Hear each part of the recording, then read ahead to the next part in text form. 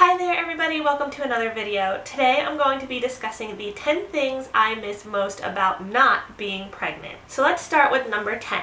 Number 10 is coffee. Now I'm not an avid coffee drinker. I don't drink it every day. I don't even like coffee all that much, but I do like cappuccinos and things that have espresso in them. And I have not been doing any caffeine for this entire pregnancy. I even stopped drinking caffeine before I got pregnant.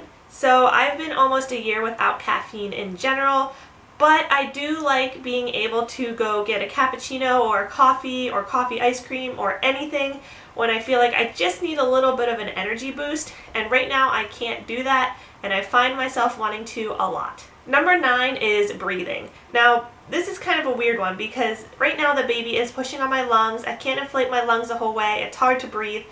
But when I'm not pregnant, I have asthma, so it's not like I could breathe very well in the first place.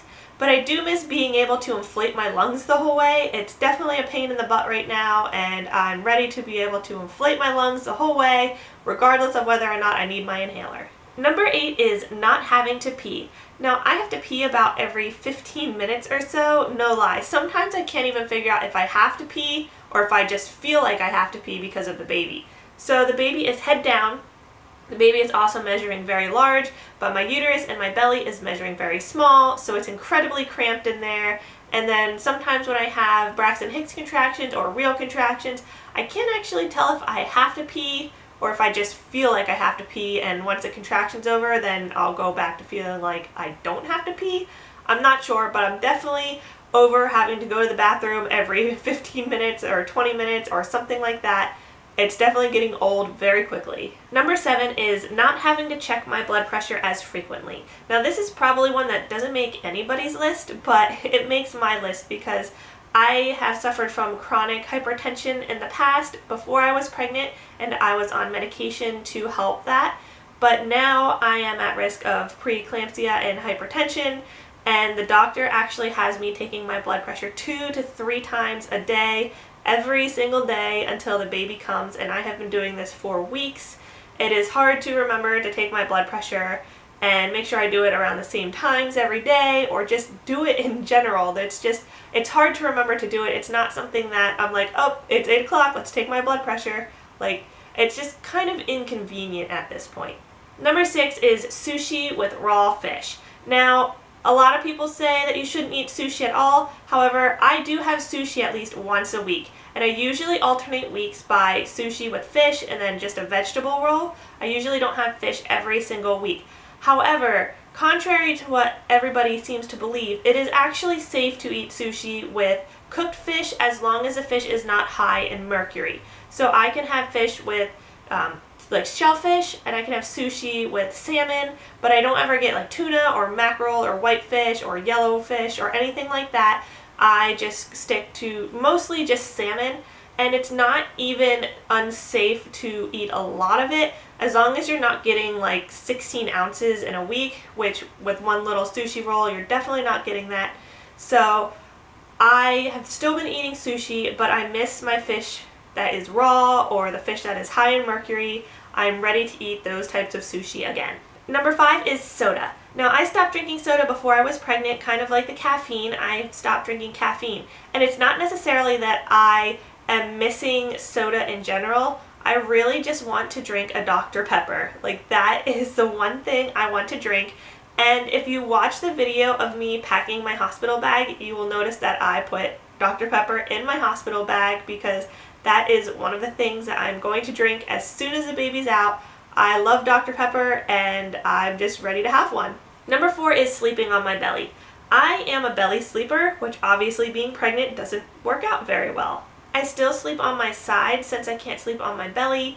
I usually don't sleep on my back just because it's not the most comfortable for me. However, I get as close to sleeping on my belly as possible. I usually sleep with one leg straight and one leg like bent all the way up to my chest, and it kind of gets that feel like I'm sleeping on my belly, but I'm not really on my belly. I also use a pregnancy pillow that helps a lot with that, so it kind of raises my legs up and my body up so I can get a little bit more room to get my belly underneath of me, but I don't overdo it, and I definitely don't sleep directly on my stomach. Number 3 is my flexibility. I am usually pretty flexible. I can do splits, I can do back walkovers, all kinds of weird things with my body. And right now I can't do that. And it's not that I've lost my flexibility per se, but I've kind of lost function of some of my joints. Like my hips and my pelvic area hurt very, very badly, like excruciatingly badly right now, to the point where I can't do any of that. I can't do my splits. I obviously can't do back walkovers while pregnant, but I just miss being able to do that, touch my toes, or I don't know, all the different things that I could do. I just miss being able to move my body in that way. I feel really restricted on the movements that I can do right now. Number 2 is my dancing and color guard. I coach a color guard team, which is what you see when you watch a football game on halftime. You'll see the flag spinning, and we also compete in competitive indoor. And I've actually been doing this up until I was 34 weeks and 6 days, but when I hit 35 weeks and 1 day, we had practice, and I literally could not stand. Like, I went from spinning on a Tuesday to that Thursday, I couldn't even get off the floor. I have an issue called symphysis pubic disorder, and that's where your pelvic bone and your pubic bone is basically splitting apart. And it's normal for that to happen, like for everything to start expanding. However, it's not as normal for it to split apart to the point where there's a gap in it. And that's currently what's happening to me. I have this big gap that I can get my pointer finger in. Like, I can push my pointer finger in, like, in this direction, not this way, but like this way.